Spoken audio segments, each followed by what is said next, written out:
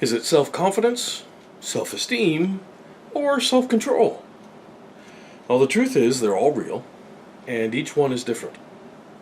So let's take a look at all three and how to make sure that your self-confidence is consistent and steadily strong.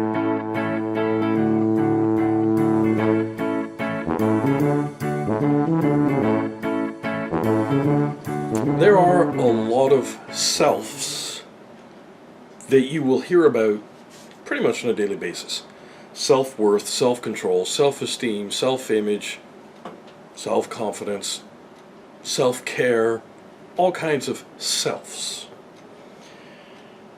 What I want to do this episode is cover off three that are fairly common and that sometimes get confused. The first is self-control. An example of self-control is recognizing you go into a restaurant, you order a meal, it comes, and what is on your plate is just way too much food. It's 2 or 3 meals worth of food. Self-control is taking out what you want to eat and then setting the rest aside, taking it home to eat it later. That's self-control. Self-control is when your children are misbehaving, disobedient, misbehaving, disbehaving. When your children are just climbing on your last nerve. Self-control is you choosing to send your kids to their rooms, or your child to her room, his room, and give you, both of you, time to cool down. That's self-control. Self-esteem. Now this is one where Jack and I disagree. You've heard me say in other videos that, there are things on which Jack and I disagree. That's natural, people disagree on things. Well, Jack teaches self-esteem and uses it in place of self-image. Self-esteem is actually, and when you read the literature around self-esteem, you'll see it is based on how you think other people see you. And this is one of the reasons why people in gangs can have a high level of self-esteem. Look at me, I'm the guy in the gang. Ooh, I'm tough. And yet still have a very negative self-image. So self-esteem is based on how you think other people view you. And then there's self-confidence. Do you trust yourself? Do you believe that you have sound judgment? That you know what you're doing, your abilities are good, and that your character is sound, that you tell the truth, that you encourage others, that you support others. This is self-confidence. It is worth mentioning there's self-confidence, and then there's arrogance and even narcissism, where you believe that you're just the cat's meow. You are the answer to the problem. I will readily admit there are times when that level of confidence is justified. A friend of mine, Lee Erickson, you've heard me mention him before. When I go to Lee with a question about technology, Lee has every reason to be thinking he is the answer to the problem, because he is. Similarly, if I were to go to Linda Kane, who runs Blue Diamond Events, and I have a question about arranging an event, hosting an event, how to, arrange things for an event, she has every reason to believe she is the answer to the problem because she is. Her knowledge, her skills and experience make her the answer. But thinking that you are the answer to everything, I'm sure you've heard people described as like a guy who thinks that he is God's gift to women. Okay, that is not self-confidence. That's self-delusion. That's just, wow, that's wacky. No one, for starters, God isn't issuing answers to things. whatever you conceive God to be, he's not sending out specific answers to things. It's not like carrier pigeons go out and go, there's the answer. So confidence is you are able to trust yourself. You know that you have been reading and learning, and your knowledge base is very wide and very deep. You know that you have been doing whatever it is that you do, and you're very good at what you do. You know that whatever it is that comes along, no matter how stressful the situation, you are able to relax and look at it calmly and make good, solid decisions. And all of this works together for that automatic mechanism that's in you, that magnet that you are, to orient you toward automatic success on good things. Looking at my script, this one's actually kind of long, so I'm not sure how long this video will be. And the reason for it is because this whole video is about situational self-confidence, when it comes up and how it manifests itself. So what I want to do first is use examples of 2 replies that I got from folks that I reached out to in connection with episodes for the Cranium Ex Rectum YouTube channel. The first one, you may remember, if you've seen the video, I reached out to Jake Yu because I did a video about the power of the creative imagination. And in the process of researching that, I found an article that Jake had written on his blog about his experience with creativity and imagination. And it was a great article, is a great place to start. I saw some areas where improvement could be made, and so I used his article as part of the episode. I reached out to Jake, and I told him exactly that. I found your article, I think it's good, it's a good place to start.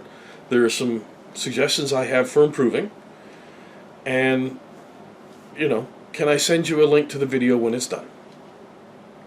He responded, his response was very positive, very upbeat. He thanked me. He said, I'm always open to learning more. I'm always open to hearing what other people have to say. Clearly, someone who feels confident in themselves. Because he received a message from somebody he has no idea who I am. We've never met. From out of the blue, he gets this email saying, I've seen your stuff, and I want to use it in an episode. So that's an example of someone who's responding to outreach in a very confident way. Now here's an example of someone who reached out in a non-confident way. I'm still on the fence, but I'll tell you who it is because I referenced the article in the next episode. So it's Cinnamon Janzer. She is a journalist. She's featured in episode 119. And I reached out to her the same way as I reached out to Jake, and I said, I thank you for making your email address available on your personal website. Well, she got upset with that. It isn't a personal website, it's a professional website. Okay, there's no effort to kick you. And she, in her response to me, I reached out to her and said, I'm doing this episode, and wow, I just forgot what the episode's about. Generation Gap Myths. That's what 119 is about. So I'm doing this episode on Generation Gap Myths. Your article came up during the research. I'm going to reference it during the episode, and I want you to know there are some points you make in there that I disagree with, and there are some things that I think should be given attention so that people can make better choices. And that's what stimulates. I also asked her, can I send you a link to the video when it's done so that you can see what I say? And I made a point of including, there's no tear a strip off you attitude here. What I'm doing is showing people how they can make better choices. The reaction that I got is, one, it isn't a personal website, it's a professional website, and professional was italicized. She belittled my knowledge of commercial content writing. Okay. I have 9 books published. I think I understand commercial content. I have written, and I won't give you a client's list, but I have written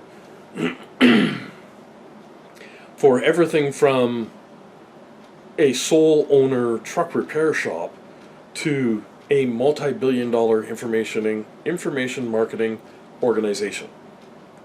So I've written copy for lots of people and gotten paid to do it, in a wide range, from little guy to very big organization. And she denigrated my abilities, writing, quote, "Considering how little you seem to know about what you're doing." Okay. Wow. Now, the reason for pulling both of these out is this is not a love fest on Jake, and this is not a bashing session on Cinnamon. This is an opportunity to show you what results when you are responding with self-confidence, or you are reacting because you lack self-confidence. Cinnamon's reaction very clearly shows somebody who is less than secure in herself. Jake's, on the other hand, shows somebody who is very secure in himself. And I draw that distinction around react and respond. When you react, that is acting without thinking. You just react. Sort of like when a fly goes by and you swat at it, you just react. Versus responding, that's when you choose to act after taking time to think. Guess which one encourages self-confidence? Responding. You take time, you think, you consider what it is you're about to do. As you build that as a habit, remember that from the last episode? That's one of the things that Dr. Maltz talked about. It's the H in capiche. Habit. When you build the habit of thinking things through, and you're focused on the PEP elements, encouraging, being honest, supporting others, you build an ability to then trust your reactions. That your reactions have this good, strong, solid foundation. And so your reactions are inclined toward the positive realm of events. This isn't in the script, but I want to tell you sort of a broad story about me. Not a specific event story, but a broad story. Because I have a caution written into the script. It says, the caution is you have to take time to think rather than take time to imagine negative outcomes. And if you remember when I was talking in the last episode, that is what tends to weaken us. Or actually, no, 2 episodes ago, the four corners of unshakable self-confidence. When you're imagining negative outcomes, well, there's something else. And it's that idea that by taking time to think and respond, you build a foundation. So that your reactions, the things that you do without thinking, reflect that foundation. When I was younger, when I was in my teens and in my 20s, I studied martial arts, I joined the military, I was very hangry. I built a foundation based around the experience and belief that if I'm big enough and strong enough to make you do what I want, then I'm right to make you do what I want. I built a foundation around I always have to defend myself. I always have to be on alert. And, the result was, after I came out of the military, and I would talk to people and say, listen, I need to be careful. Because I have built this foundation, I can react and someone can get hurt before anybody's even aware of what's going on. Because that's the foundation I built. Now, at 56 years of age, I have renovated that foundation. And people are far less likely to get hurt through my reactions. My reaction now, in a stressful situation, is to stop myself and step back from that situation. Sometimes, literally, to take a physical step back, to step away. My reactions now, my foundation now, is around PEP.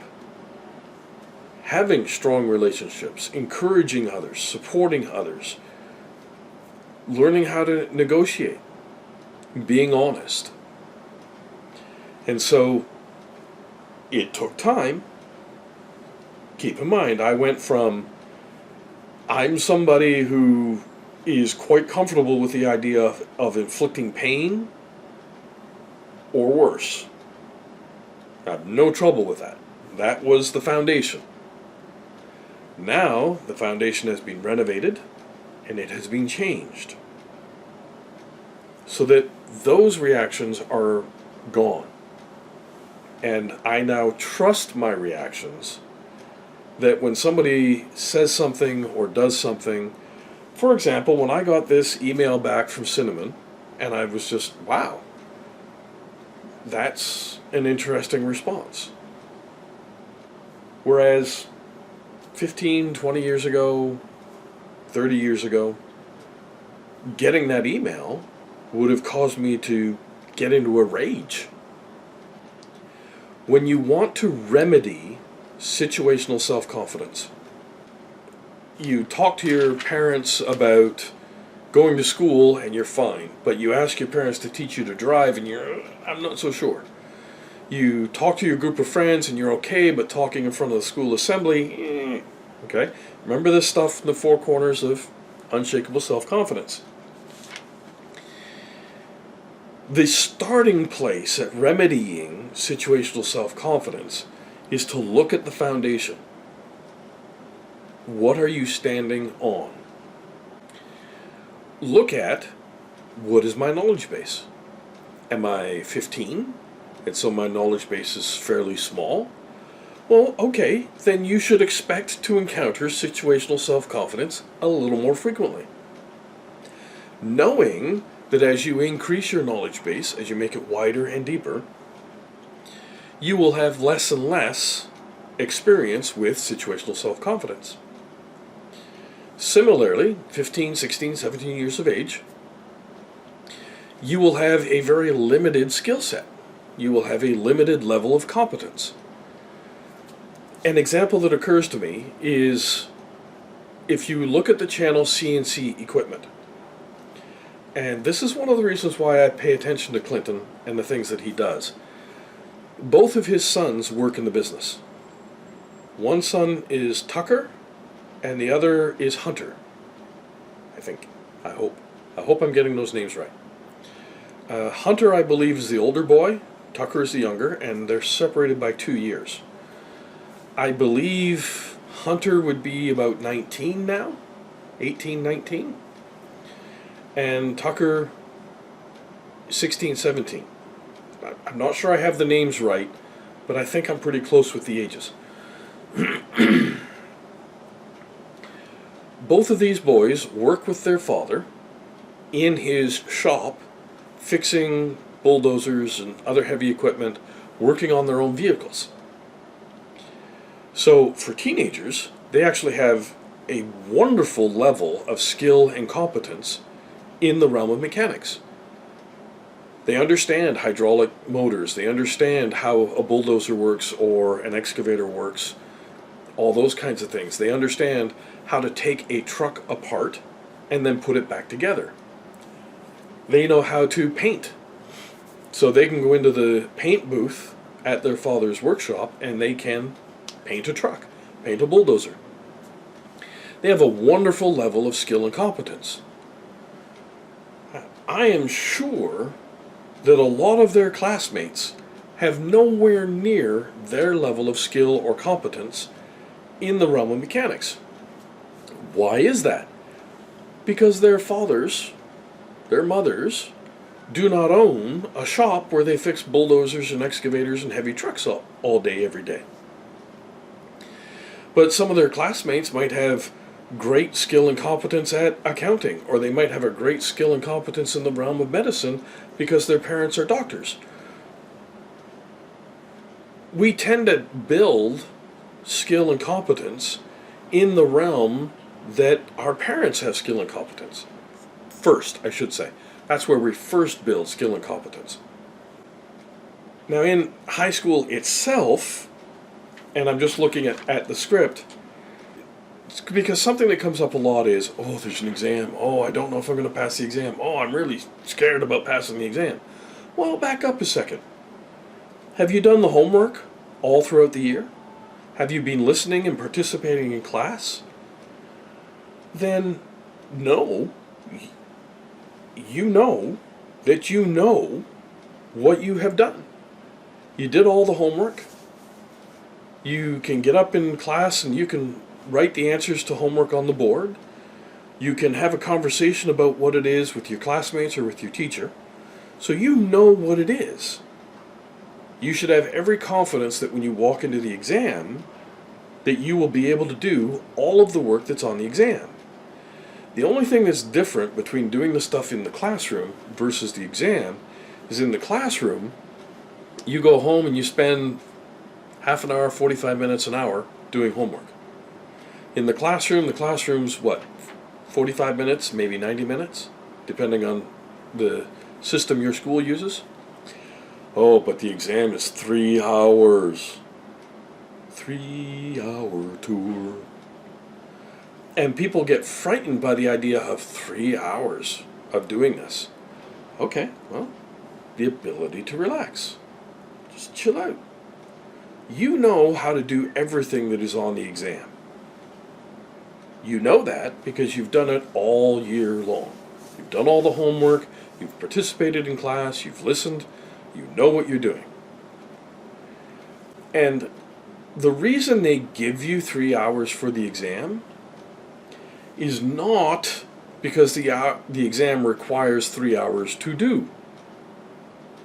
They give you 3 hours so that you can relax.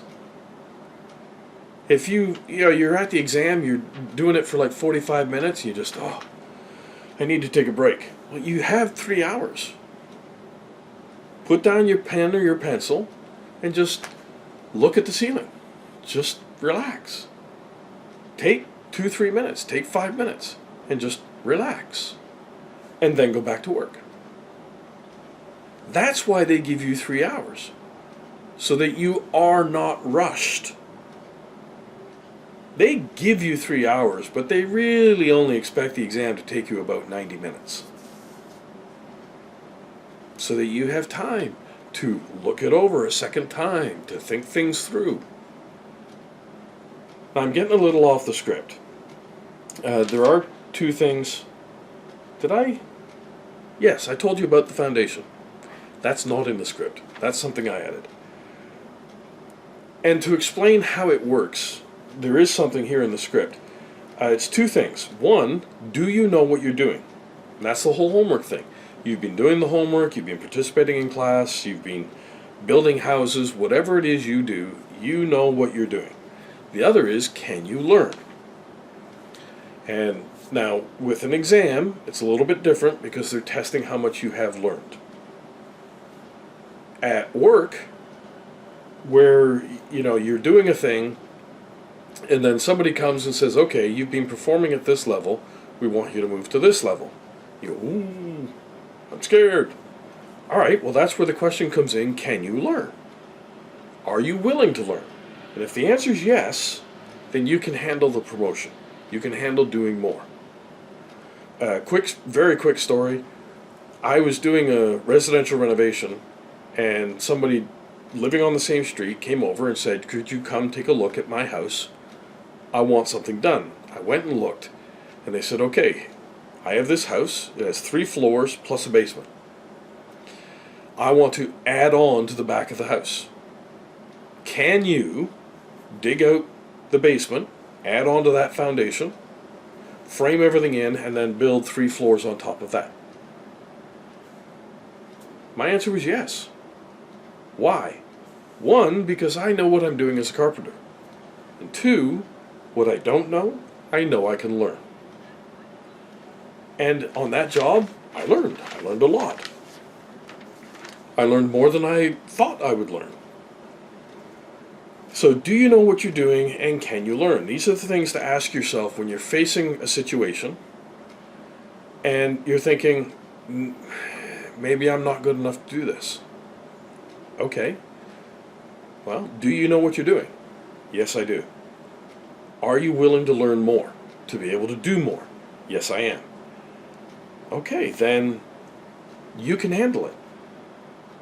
Now, there is the thing, so, what about you get a situation like this where somebody writes back and they're giving you a very negative response, or you talk to your boss about a raise or something and they just pour abuse on you. Somebody gives you a hugely negative response. They are very much rejecting you. First thing, it is hard to take. Absolutely. It's always disappointing when somebody gives you a negative response or reaction. So accept that. Okay, that's hard. Just the same as if somebody dies, that's upsetting. And you might feel angry that they died because you didn't get a chance to say goodbye because you weren't ready for them to leave. Okay, those are natural things to feel.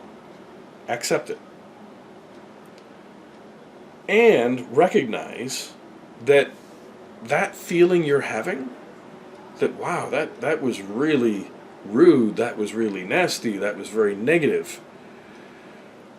That's the exact reason that you want to build strong self-confidence. You are confident in yourself.